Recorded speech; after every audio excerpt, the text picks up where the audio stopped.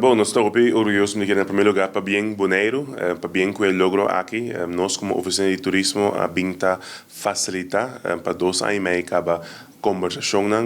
com a missa é organização de Miss Universe, de que através de hopi tempo, 25 anos que o Bonaire não a participar e não agora reconhecer para participar fora de 10 dias tampouco, mirando no status novo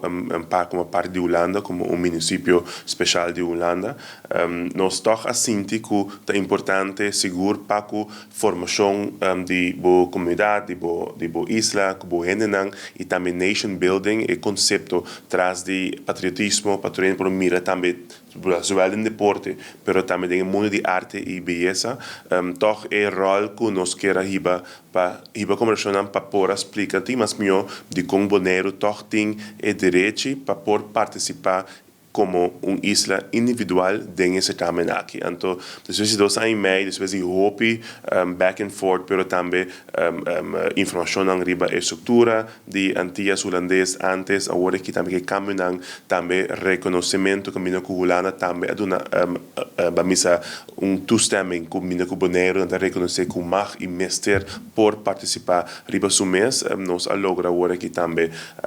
com essa aqui, então nós estamos contento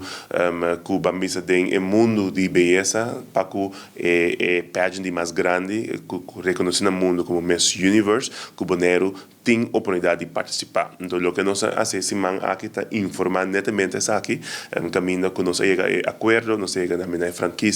que a isla Mester para poder participar individualmente. Então, agora que o processo vai começar para nós chegar também a candidato, chega também a processo para o futuro, como para elegir uma pessoa que requisito não está, mas em primeiro lugar,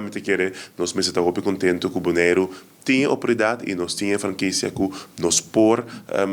manda representante de nossa isla para representar Bonaire.